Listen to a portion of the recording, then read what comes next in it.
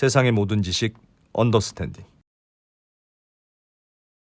네, 자 이번에는 외신계 됐어요. 됐어. 하지마. 하지마 이모님이 짓고 아이 참. 고모님이라고 불리는 해담경제연구소 외진 소장님 모시겠습니다. 어서 오십시오. 안녕하세요. 네. 아유 시간 많이 됐네. 오늘은 뭐 할까요? 바로 가야 되겠다. 네, 오늘은 화면 먼저 보겠습니다. 오늘은 제가 오랜만에 또 마틴 울프의 칼럼을 가지고 왔거든요. 근데 또 이 아저씨가 무슨 얘기를 하려나 또 이렇게 봤는데 예. 얼마 전에 세계은행에서 그 300페이지 좀 안 되는 그 거의 뭐 스크롤 내리다가 관절염 올 것 같은 손가락에 그런 양의 어마무시한 양의 그 엄청 길어요? 보고서를 냈는데 예. 이 얘기를 하더라고요.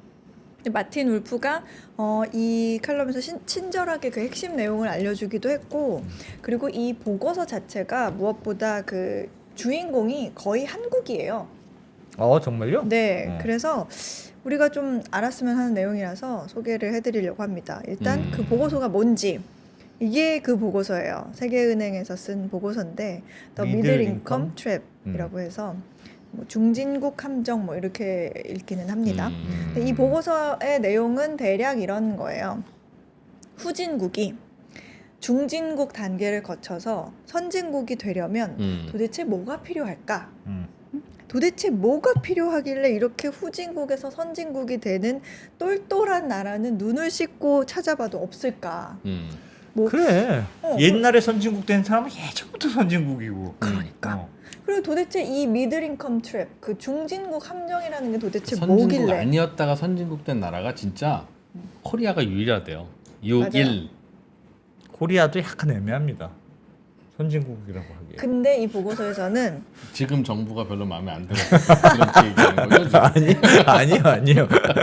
한국에서는 아니 그러니까 네? 이 보고서에서는 예. 도대체 그게 뭐가 어렵길래 어. 한국 말고는 없을까? 어. 이렇게 얘기를 해서 그런 고민을 담은 내용인데 이런 고민이 왜 나왔냐면 후진국에서 나름 뭐 고소득 국가가 된 케이스는 덜어 있어요. 뭐 사우디아라비아도 그렇고 뭐 불가리아, 칠레, 폴란드 그런데 그 중에서 선진국으로 쳐주는 선진국 반열에 올라선 나라는 한국밖에 없다는 거예요.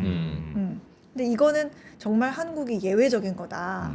뭔가 후진국이 중진국밖에 성장을 못하는 뭔가 운명적인 덫이라는 게 있는 것 같은데 그게 뭐냐? 그게 미들 인컴 트랩인데 이걸 극복하는 길이 있을까? 이런 모티브에서 나온 고민인 거예요. 근데 여기서 지금 그 화면에 그 보고서 제목이기도 한 그 미들 인컴 트랩이라고 하면 이제 중진국 함정이라고 우리가 부르는데 요 개념을 조금 쉽게 말씀을 드리면 그러니까 중진국들이 잘못하면 빠지는 함정이 아니라 그냥 다 예외 없이 빠지는 함정이라는 거죠. 예. 그래서 안 빠지는 중진국은 없는 그런 덫 같은 건데 저는 이거를 이렇게 설명을 드리면 어떨까 싶어요. 그러니까 일종의 경제가 어느 정도 성장을 할 만할 때 나오는 경제적 사춘기 같은 거 그렇게 설명을 드리고 싶은데 사춘기. 네, 근데 이 사춘기가 이제 사람으로 따졌을 때 아이가 어느 정도 성장을 하다 보면 어느 정도 나이에 사춘기가 오잖아요. 예. 사춘기 오면 끝이지. 그런데 사춘기는 설명이 안 돼요. 그죠. 그런데 그 사춘기에서 몸만 크고 거기에서 어른으로 성장하지 못하고 멈춰버리면 어떻게 되겠어요? 최악이 되는 거죠. 야, 커서도 사춘기야? 공부 못하는 거지. 몸만 그럼. 컸어. 어. 그런 상태는 정말 최악이잖아요. 예. 그러니까 예를 들어서 어떤 나라가 물건을 만들어요. 물건을 만드는데 나라가 좀 컸어. 크니까 원가가 인건비도 올라가고 그러니까 원가는 좀 높아졌어요. 예. 그런데 품질하고 성능을 따져 보니까 그래도 선진국은 못 따라가는 거예요. 예. 그런 수준에 멈춰 있는 거예요. 그런데 이렇게 되면 그 상품의 매력은 떨어질 수밖에 없죠. 싼 맛에 사기도 그렇고 그렇다고 야 그래도 비싼 맛에 비싸도 로열티가 있으니까 산다 이런 것도 없잖아요. 예. 그러니까 가성비로 따졌을 때는 최악의 제품인 상황이 되는 거죠. 그러니까 그런 상황, 그런 상황에 빠진 걸 이제 중진국 함정 우리가 이렇게 이해를 하면 조금 잘 와닿고 쉬울 것 같거든요. 그래서 다들 더 크니까 거기서 항상 멈춘다. 네. 근데 요게 지금 보고서에 그렇지. 나온 그 얘기 중에서 그 지금 현황을 보여주는 게 잠깐 한 문장 정도 있어서 제가 형광펜을 했는데 깨알 같다. 네, 근데 요게 저런 거 다 뭐냐면 읽어요, 어 소장님은?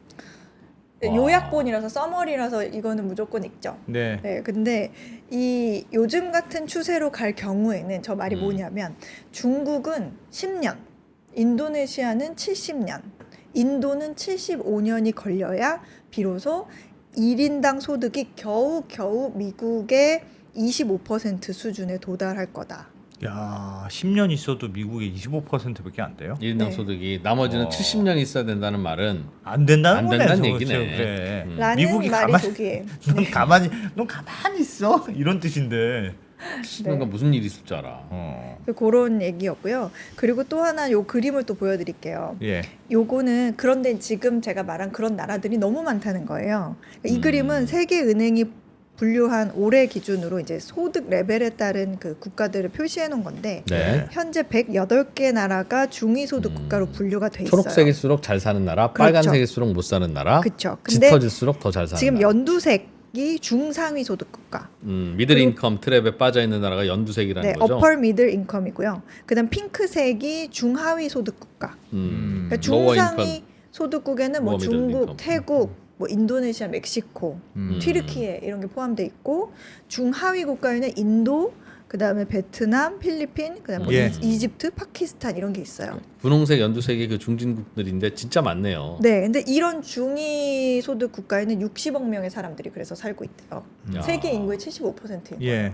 근데 이들 중에 3명 중에 2명이 극심한 빈곤 속에 살고 있는데 이들의 세계 국내 총 생산의 이들이 40% 정도를 창출을 하고 있고 탄소 배출량으로 따졌을 때는 60%가 이 중위소득 국가에서 나오고 있대요. 예. 그러니까 이 국가들이 참 많다. 이 보고서에서는 새로운 활로를 찾지 못하면 세계 경제는 앞으로 좀 지지부진할 거라서 이 나라들이 점프를 할 수 있는 방법을 찾는 게 정말 중요한 거거든요. 그래서 세계은행이 연구를 해보니까 결국에 후진국에서 선진국이 되려면 영차 하고 점프를 해야 되는데 그 점프가 한 번으로 되는 게 아니라 3단 점프를 해야 된다. 3단 점프인데 착지하고 또 하나가 아니라 영차하고 점프한 상태에서 착지하지 않고 후익 하고 올라가는 거죠. 아, 정말 그걸 어떻게 해? 그거 정말 어떻게 하라는 거예요? 코리아는 그걸 했다는 거예요? 코리아는 그걸 했다는 거예요. 우리가 언제 그걸 했지? 그래서 이제 여기에서 우리 모르는 사이에 그게 안 말씀을 됐다니까. 다 해드릴게요. 못했다니까. 말씀을 해드릴게요. 그래서 이 한국이 3단 점프를 했는데 이 3가지 단계를 거쳤더라. 1단계 점프는 자본, 예. 2단계 점프는 선진국의 노하우를 주입하는 것, 그리고 3단계는 스스로 파괴하는 혁신이 있었더라. 이렇게 결론을 내리는데 사실 첫 번째 조건에서 자본이라고 하는 거는 후진국은 사실 자본이 없잖아요. 네. 그러니까 결국에는 그 자본은 선진국에서 빌려오거나 예. 뭐 아니면 그냥 원조를 받아오거나 아니면 물건을 팔거나 하여튼 어쨌든 끌어와야 돼요. 그래야 뭐 공장도 짓고 할 거 아니에요. 예. 근데 이거를 굳이 우리나라 역사에서 조금 찾아본다면 1965년에 그 대일 청구권이라고 해가지고 대일 청구권을 명목으로 우리가 5억 달러를 받아요. 예. 일본으로부터. 네. 그래서 그 5억 달러를 받아서 그 돈으로 우리가 포항제철을 지었고요. 소양강댐도 지었거든요. 그리고 또 하나의 이벤트가 뭐였냐면 베트남전 참전. 그렇게 베트남전에 참전을 해가지고 미국이 이제 월급을 주잖아요. 예. 근데 이제 뭐 우리 아버지, 우리 할아버지 세대들이 너무 감사하게도 그걸 현지에서 쓰지 않고 다 고국으로 보내주죠, 달러를. 그러면서 그렇게 모인 것이 9년 동안에 한 50억 달러의 외화가 그렇게 모이는 그런 게 있었어요. 그러니까 뭐 그런 희생과 아픔이 있었기 때문에 사우디 건설 현장 가고 뭐 많았죠. 네, 그런 그러니까 거야. 어쨌든 뭐 독일 지금 얘기한 독일 것도 가서. 제가 말씀드린 역사적 그런 사실들이 뭐 다시는 일어나면 안 되지만 그런 희생과 아픔이 있었기 때문에 그걸 계기로 정말 자본이 생겨가지고 1차 점프를 할 수 있는 계기가 됐죠. 초기에 자본은 꽤 여기저기서 꽤 생겼다. 월남전에서도 그렇고. 네, 그리고 한번 요거 볼까요? 요거는 지금 그림은 한국과 브라질을 비교한 거예요. 1인당 평균 소득이 뭐 80년대에 미국의 20%였던 한국이 뭐 예. 2019년에 60%를 넘었는데 브라질은 오히려 후퇴를 했죠. 파랑색이 한국이고 붉은색이 브라질입니다. 근데 1990년 이후에 고소득 지위로 전환한 나라가 중위소득 경제 중에 한 34개 국가 정도 되는데 그 중에 가장 인구가 많은 나라가 바로 우리나라 한국이래요. 그러니까 브라질, 칠레 이런 나라는 뭐 실패를 하거나 아니면 잠깐 반짝였다가 비틀거리는 그러고 말았던 거죠. 근데 이거를 상징할 수 있는 이제 2단계, 3단계 점프가 그러니까 2단계가 선진국의 노하우를 주입하는 거였고 3단계가 스스로 파괴하는 혁신이었는데 그 2단계, 3단계를 상징하는 사례가 사실 저는 이 세계은행 보고서의 자체에는 간단하게 나와 있어요. 뭐 수출을 장려하면서 해외 기업과의 경쟁에 노출시켰다 이렇게 예. 나와 있는데 그런 경우가 뭐가 있을까 하고 생각을 해보니까 1970년대 자동차 산업이 아닐까라는 생각이 들어요. 우리 70년대에 우리나라 자동차 산업이 도요타와 신진자동차, 포드와 현대자동차 이렇게 파트너십을 맺어가지고 이제 그냥 갖다가 조립하는 우리가 거죠. 부품 가져와서 외국 자동차 모델 그대로 조립해가지고 닛산과 생산해주고 삼성자동차도 있었습니다. 그런 시기가 그때 있었죠. SL5 참 좋았는데. 근데 이때 완전 일본 차였지. 이때 정부가 야 한동안 이렇게 하게 뒀다가 야 너네 몇 년 동안 외제차 조립해봤지. 그러니까 대충 이제 감 오지 않아? 그러니까 우리도 국산차 한번 만들어보자. 그렇게 해야 고유 수출도 모델로? 하고 돈도 벌지 않겠어? 언제까지 조립만 하고 수수료 받을 거야? 그러니까 이런 식으로 앞으로 부품 국산화율을 76% 이상 올리지 못하면 그 부품 조립 생산 라이선스를 내가 뺏을 거야. 우리가 정부가 뺏을 거야 라고 압력을 넣어요. 예. 그러니까 한마디로 독자 모델을 만들려고 했던 거죠. 근데 이제 정부의 그런 압박을 받고 이제 현대차가 1년 반 만에 만든 게 포니죠, 포니. 네. 그래서 뭐 그 당시에 이탈리아에 있는 디자이너한테 좀 부탁을 하고 뭐 영국, 일본에 가서 엔진이나 자동차 설계도 이런 것도 배워오고 그래서 우리나라만의 독자 모델로 업그레이드를 한 그러니까 거예요. 이게 일단 점프는 돈 벌어서 했는데 네. 그 다음에는 그냥 계속 조립 생산하면 계속 그 자리에 머무른 거고 뭐 고유 모델을 만들든지 뭘 만들든지 다른 나라가 하는 걸 우리나라도 할 수 있게 한 단계 더 점프를 해야 된다는. 그렇죠. 그래서 우리나라보다 사실은 브라질이 어떤 자동차 뭐 부품 조립이라든지 그런 것도 되게 일찍 시작했거든요. 자동차 산업을. 예. 근데 지금 보면은 브라질 같은 경우에는 뭐 이렇다 할 고유 모델이 없이 대부분 이제 글로벌 완성차들이 들어와 가지고 다 시장을 장악하고 있죠. 네. 근데 여기서 그 세계은행이 강조하는 게 뭐냐면 중간중간에 그런 혁신 과정에서는 기득권들이 이제 반발을 하고 저항을 하기 마련인데 그럼에도 계속 혁신을 하는 나라가 있고 그 기득권의 반발을 이기지 못하고 주저앉는 나라가 있다. 그런데 그게 운명을 가르게 된다. 이렇게 설명을 하고 있어요. 예. 그래서 그런 점에서 우리나라는 사실 우리나라 입장에서는 없어서 아쉬운 100년 기업이라는 게 마냥 좋은 거는 아니다. 이런 얘기도 해요. 그래서 제가 요거를 이렇게 정리를 해왔는데 한번 화면을 보여주시면 그러니까 예를 들어서 독일은 1950년 이전에 설립된 기업이 상장 기업의 70%를 차지하는 반면에 미국은 그 비율이 50%에 불과해요. 불발이 됐다는 뜻이네요. 그러니까 독일은 진짜 새로운 기업 안 나온다는 얘기네. 그죠. 그리고 미국에서는 매년 전체 기업의 8%에 해당하는 숫자의 기업이 새로 창업이 되는데 네. 독일은 그 비율이 3%뿐이래요. 그러니까 미국은 기업이 작게 생기고 죽고 성장하는 반면에 독일은 기업이 잘 망하지 않고 오래 가는 거죠. 그래서 이게 100년 기업 튼튼한 기업이 아니라 그러니까 나라 자체가 어떤 기업 간의 치열한 경쟁이 없다는 얘기기도 하고 이거를 다른 말로 다시 얘기를 하면 혁신과 변화가 없다는 거죠. 뒤집어 말하면 우리나라는 100년 기업이 잘 없는데 그 말은 우리나라는 다이나믹한 나라라서 그렇다. 경쟁도 치열하고 조금 되다가도 다 망하고.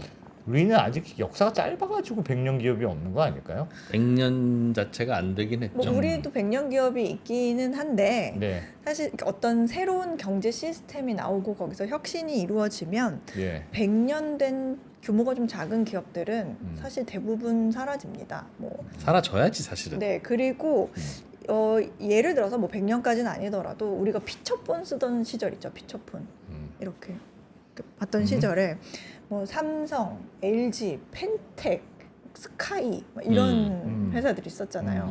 그런데 휴대폰을 만드는 회사가 아니었던 애플이 갑자기 스마트폰을 들고 나오면서 이 회사들이 다 없어져 버렸죠. 네. 그리고 펜텍이 100년 기업이 되는 그런 나라나 그런 산업은 좀 이상한 산업이다.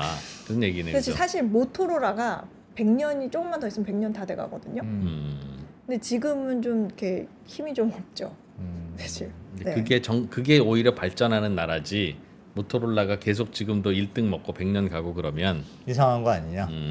정말 그래서 미국에는 100년 기업이 많지 않고 정말 100년 기업이다라고 하면 그 경쟁을 통해서 계속 먹고 이기고 혁신하고 하면서 정말 규모가 커진 그런 기업이라는 거죠. 아무튼 뭐 마틴 울프도 뭐 이런 내용을 여기 칼럼에 쫙 정리를 해주면서 이 칼럼 말미에는 이런 얘기도 해요. 사회와 경제는 보다 개방적이고 능력주의적이어야 도약이 가능한데 개발도상국들은 이게 정말 쉽지가 않다. 이런 얘기를 하고 또 보호무역주의 그리고 어떤 세계 경제 분열 같은 것도 이런 가능성, 그러니까 개발도상국 후진국들이 점프할 수 있는 가능성을 약화시키고 있다.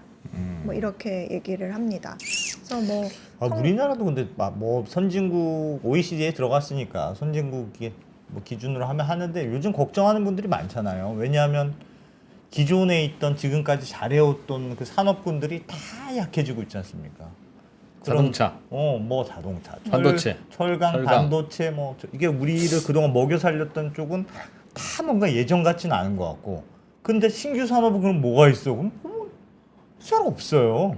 그래서 사실은 이 보고서 내용 중에 어떤 중요한 내용이 있냐면 다른 나라도 다 마찬가지인가 봐. 네, 수출의 중요성을 굉장히 강조를 하는데 우리나라가 사실 수출 의존도가 굉장히 높잖아요. 네. 그래서 우리나라가 계속 이 지위를 유지할 수 있느냐, 선진국으로 계속 자리를 매김을 할 수 있느냐는 이 수출 경쟁력이 계속 유지가 될 수 있느냐.